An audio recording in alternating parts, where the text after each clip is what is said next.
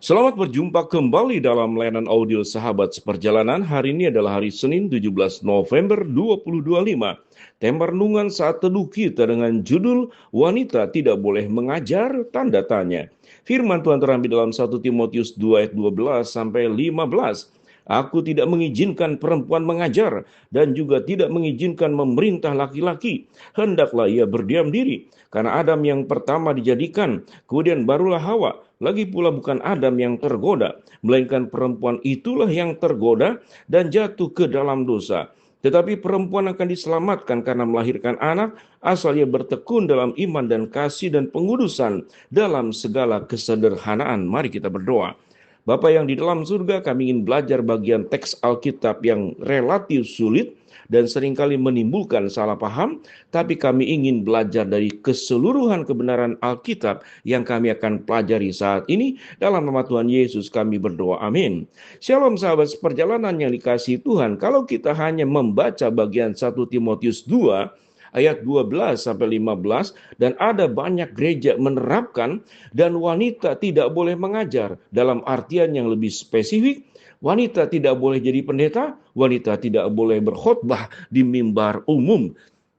Kalau berkaca kepada bagian ini saja, maka kita perlu belajar di dalam Alkitab ada bagian budaya-budaya tradisi yang pada saat itu memang berlaku. Namun kemudian di dalam progres waktu kemajuan yang ada, firman Tuhan itu kemudian memberikan bagian perintah yang direvisi, yang diperbaharui, yang dikembangkan. Kalau kita belajar ada banyak aspek yang di dalam Alkitab itu mengalami perubahan.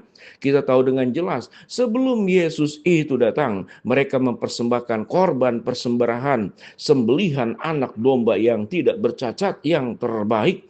Kemudian juga di dalam ibadah, kita melihat ada ruang yang khusus dipakai, yang bersifat gedung, yang tempat ibadah. Ada ruang maha kudus, di sana ada tabut perjanjian. Kemudian hanya imam besar yang boleh masuk ke sana setahun sekali. Lalu kemudian ada persembahan ukupan dan berbagai macam budaya dan tradisi. Dalam konteks bagian ini, maka itu adalah budaya dan tradisi yang kemudian Rasul Paulus memang memakainya yang berlaku pada saat itu. Namun wanita bolehkah mengajar? Kita akan melihat banyak ayat Alkitab yang mendukung, karena bagian Alkitab tidak boleh hanya dibaca satu bagian saja.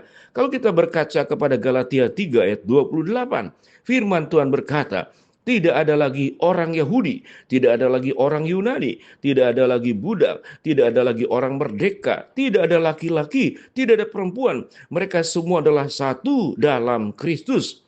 Berkenaan dengan budaya, wanita tidak boleh mengajar pada waktu itu karena wanita dianggap berperan untuk peran domestik rumah tangga.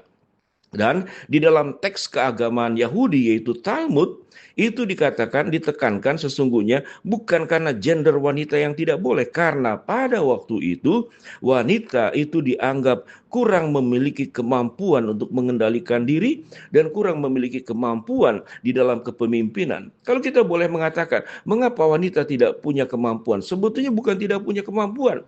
Kalau kita berkaca dari sejarah manusia dan sejarah dunia, di sini ada perbedaan gender, perlakuan. Lelaki boleh sekolah, lelaki boleh mengecap banyak aspek, tetapi wanita karena masalah peran domestik rumah tangga, sehingga tidak punya kesempatan yang sama seperti laki-laki. Sehingga jangan disalahpahami kalau wanita itu kemudian lebih kurang pandai daripada laki-laki. Berkaca kepada dunia modern saat sekarang, kalau boleh jujur, kita boleh bertanya kepada banyak perusahaan, dan dari banyak psikotes-psikotes yang dilakukan, wanita lebih berpeluang mendapat pekerjaan yang lebih baik dan terbuka daripada laki-laki. Karena wanita memiliki banyak sekali kelebihan di dalam aspek-aspek tertentu yang tidak dimiliki oleh laki-laki. Sampai titik ini, mari kita belajar kesimpulannya. Alkitab mengajarkan siapa yang boleh berhak mengajar. Orientasinya bukan laki-laki dan perempuan. Kalau kita melihat bagaimana Tuhan mengangkat para penatua dan diaken, mereka disebut harus orang yang kudus, memiliki nama baik. Mereka yang taat dan benar di hadapan Allah, yang kemudian dikenal sebagai orang yang baik di tengah-tengah masyarakat, di tengah-tengah keluarga, maupun dalam umat Tuhan di gereja. Jadi indikator siapakah yang boleh mengajar. Kalau kita boleh jujur, kita semua tidak punya hak untuk mengajar. Karena mengajar itu berarti dia harus melakukan apa yang diajarkan. Dan yang sanggup melakukan semuanya itu hanya Yesus. Kita bukan Yesus. Kita semua tidak berhak mengajar. Kita semua yang mau jadi pendeta tidak berhak menjadi pendeta. Kita juga tidak punya potensi kapasitas sebagai pemimpin yang sempurna. Di aspek itulah, tatkala Tuhan mengizinkan di dalam progres perkembangan zaman sejarah yang makin berkembang, dan Alkitab pun memberikan sesuatu yang pada saat tertentu memang berlaku pada waktu itu.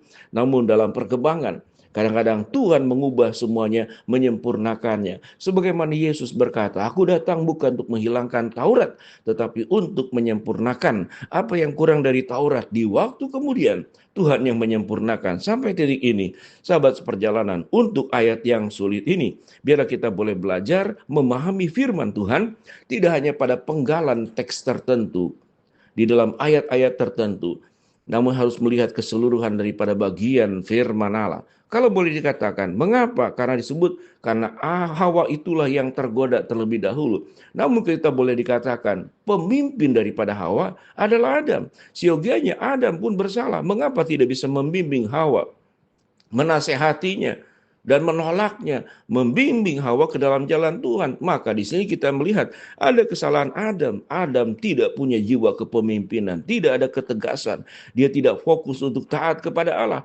Dia mendengarkan istrinya Hawa lebih daripada mendengarkan suara Tuhan. Jadi siapa yang buruk di dalam hal ini? Dua-duanya berdosa, dua-duanya salah. Pada titik ini, sahabat seperjalanan, biar kita boleh belajar memahami setiap orang, baik laki-laki maupun wanita, itu berhak menjadi pemimpin, berhak menjadi pengajar, dan kemudian bertumbuh terus di dalam kebaikan-kebaikan Allah, memperlengkapi diri sebagai pemimpin. Di dalam rumah tangga sebagai skop yang lebih kecil, kalau memang suami tidak punya kepemimpinan, tidak punya kemampuan mengelola uang, maka serahkanlah kepada istri kalau dia punya kemampuan mengelola uang.